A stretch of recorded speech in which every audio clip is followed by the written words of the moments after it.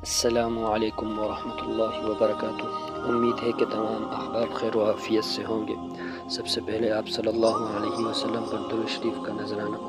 اللہم صلی علی محمد عبدک و رسولک و صلی علی المؤمنین والمؤمنات والمسلمین والمسلمات۔